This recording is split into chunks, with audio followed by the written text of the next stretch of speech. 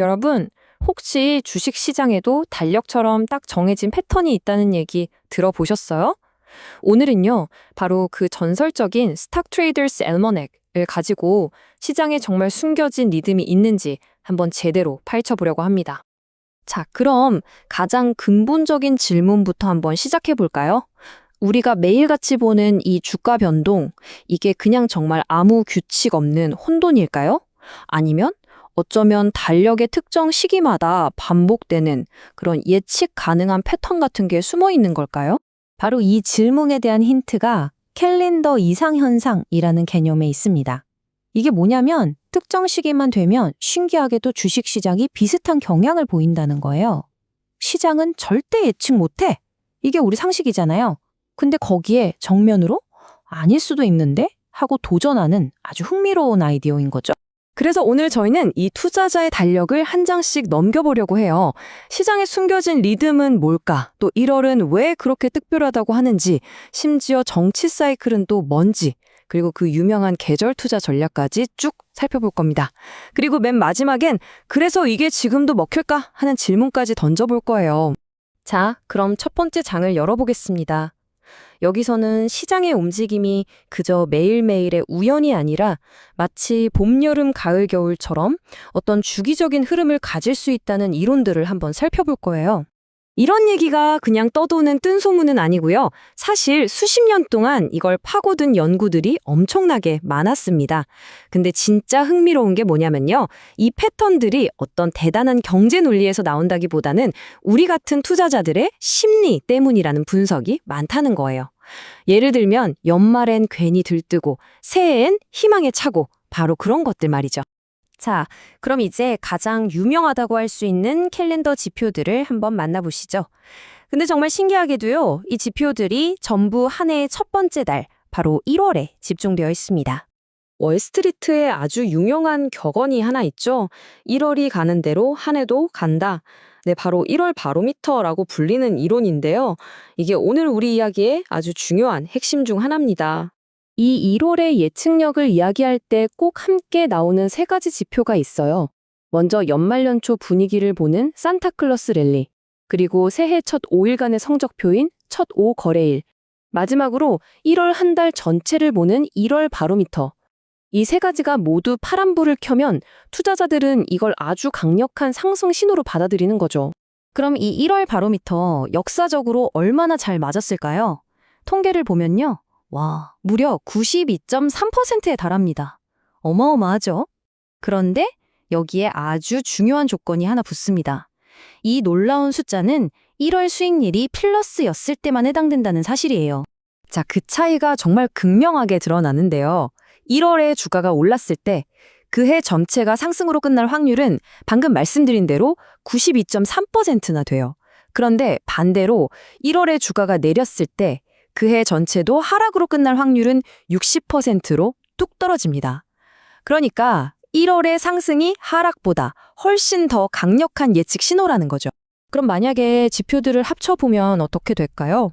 예를 들어서 첫 5거래일도 좋았고 1월 바로미터 전체도 좋았다. 이렇게 두 개가 다 상승했을 경우에는요. 그해 시장이 상승으로 마감할 확률이 93.3%까지 올라갑니다. 정말 신기한 결과죠? 자, 지금까지는 1월이라는 좀 짧은 기간의 패턴을 봤잖아요. 이제는 시야를 확 넓혀서 아예 연 단위의 훨씬 더 큰 주기를 한번 살펴보겠습니다. 바로 미국 대통령의 4년 임기와 함께 돌아가는 이른바 정치 사이클이라는 겁니다. 역사적으로 보면요, 미국 주식시장이 이 대통령 4년 임기 주기에 따라서 꽤 뚜렷한 패턴을 보여왔다고 합니다. 특히 우리가 주목해야 할 건 바로 임기 2년 차, 그러니까 중간 선거가 있는 해예요.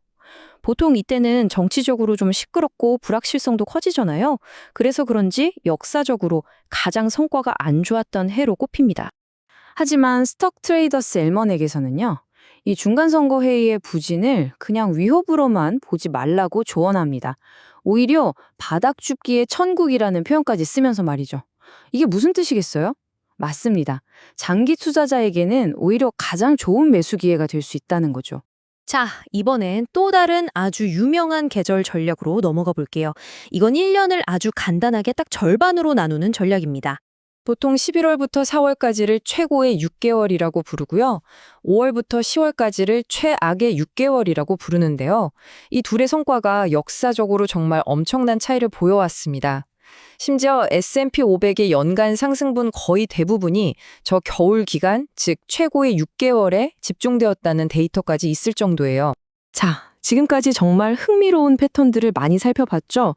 그런데 말입니다. 이제는 관점을 한번 확 바꿔서 이런 질문을 던져봐야 합니다. 과연 이 오래된 패턴들이 지금, 오늘날에도 여전히 믿을 만한 걸까? 정말로 이 달력 하나 믿고 투자를 해도 괜찮은 걸까요? 이거 그냥 맹목적으로 따라도 되는 걸까요? 당연히 맹신은 금물이죠. 여기에는 몇 가지 중요한 함정이 있습니다. 우선 예외는 언제나 있다는 거예요. 1월 지표가 전부 다 좋았는데도 1966년이나 2018년에는 결국 시장이 하락으로 끝났거든요. 그리고 또 하나는 이런 패턴이 너무 유명해지면 그 효과가 점점 약해진다는 겁니다. 너도 나로 다 아는 비밀은 더 이상 비밀이 아니잖아요. 시장도 마찬가지죠. 또 전체적인 맥락도 봐야 합니다. 예를 들어 작년에 시장이 20% 넘게 폭등했다면 그 다음에 1월은 오히려 좀 쉬어가는 경향이 있거든요. 그리고 무엇보다 가장 중요한 원칙, 과거의 성과가 미래를 보장하지 않는다. 이건 절대 잊으면 안 됩니다. 자, 그렇다면 이 모든 패턴들, 우리 같은 투자자에게 도대체 어떤 의미가 있는 걸까요? 사실 이 이야기는 모든 투자자가 한 번쯤은 고민해봤을 법한 아주 핵심적인 딜레마로 이어집니다. 그건 바로 시장의 타이밍을 맞추려는 노력, 즉 타이밍 더 마켓과 시장에 오래 머무르는 것, 즉 타임 인 더 마켓 사이의 선택입니다. 오늘 우리가 살펴본 이 모든 캘린더 전략들은 명백히 전자에 속하죠. 시장의 등락을 예측해서 사고 팔 타이밍을 잡으려는 시도잖아요.